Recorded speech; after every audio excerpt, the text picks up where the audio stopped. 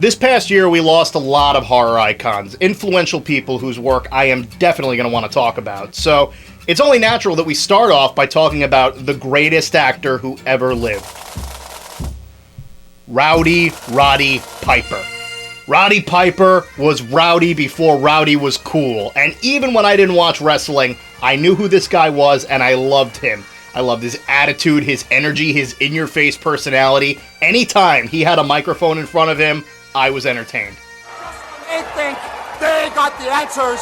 I change the questions. You want me to fight somebody? I'll fight anybody. Who do you want? Just let me fight him. You do not throw rocks at a man who's got a machine gun. I don't know anybody who watched this guy in the 80s and 90s growing up who did not love this guy. Maybe Jimmy Snuka. Well, one person who did love him was John Carpenter. And he actually got a chance to meet Piper backstage at WrestleMania 3, and he knew right then that he'd found the perfect lead for his film, They Live. It's like I told you, I came from outer space. I wanna take you away. Piper stars as a nameless drifter who, alright, his name is John Nada in the credits, but you're just gonna call him Roddy Piper, so will I. He's working a construction job when he notices strange messages and warnings by people in the news and on the street. He stumbles upon a box filled with sunglasses that show the world in black and white with subliminal messages telling people to buy, consume, and obey.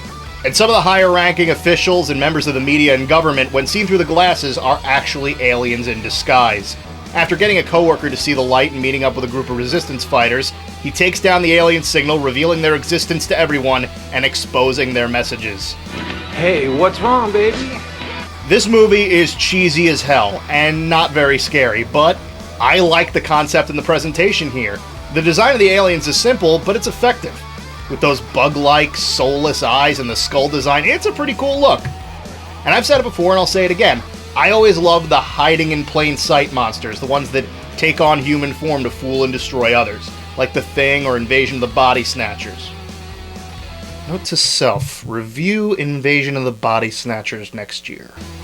But what makes these aliens more interesting is that they're not trying to get others to be like them or to destroy them, they're raising them to be sheep, to accept their status in life and support the already rich and powerful. They've even got normal people joining them so they can line their pockets a little bit while they ride out this whole alien invasion thing. Which seems kind of stupid, but trust me, you know at least 5 people who would sell out in a second. Do it to your own kind.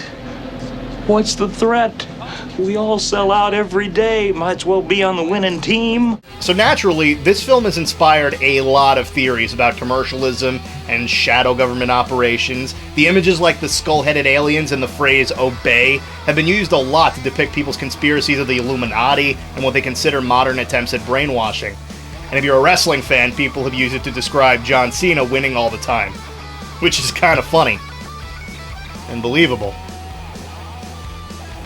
But I think the only conspiracy here is how many movies are going to use the damn PKE meter from Ghostbusters. Between this and Suburban Commando, I don't think there was one cheesy movie in the 80s and 90s that didn't have this somewhere on screen. Well, when you get some kind of master plan, you let me know, huh? I gotta say, I think Carpenter was onto something hiring Roddy Piper. The man had just natural charisma and attitude that makes him a great action lead. Probably the same thing he saw in Kurt Russell for Escape from New York. His interactions with the aliens are great, even from his first discovery of their true faces. You're okay. This one, real fucking ugly.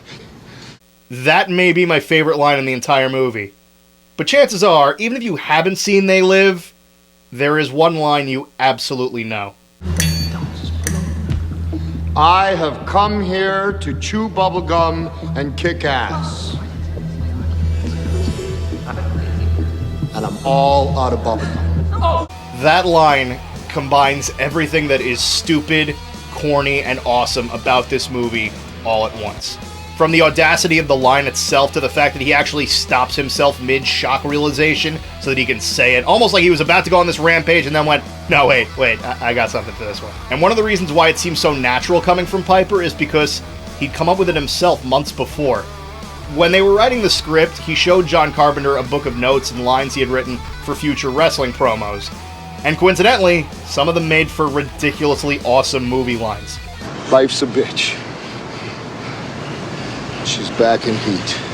And he is not the only one with an awesome presence in this movie. I am convinced that Keith David cannot do anything on screen without owning every scene he's in.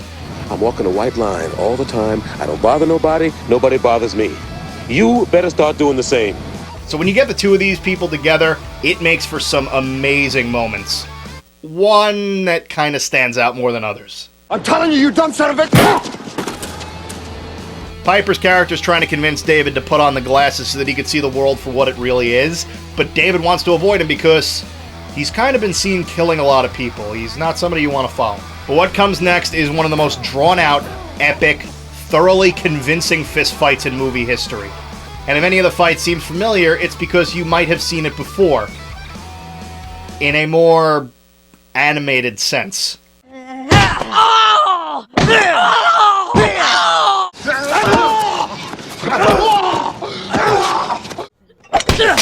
You dirty mother... You dirty motherfucker!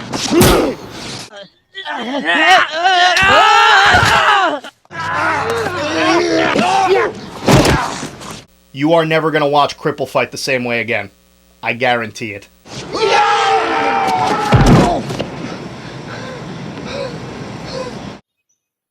All right, boys, break it up. Now, I'm not saying that this movie is perfect by a long shot. Like I said, it's not very scary, and it introduces a good concept but never really stretches too far from the town where the film takes place. I would have loved to see a few shots of the aliens' influence across the globe in other countries and the like, because they do mention that it's happening worldwide.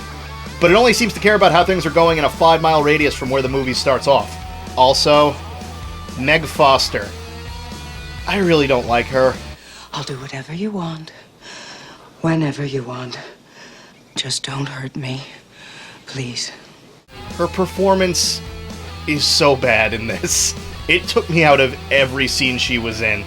So your name's Holly, right? Holly Thompson.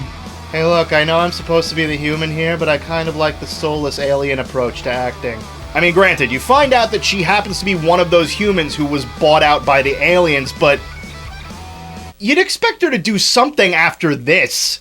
Can we just... You were just blown through a wall! Show emotion! Don't do it. I'm acting. Come to show him where I am. Not nice.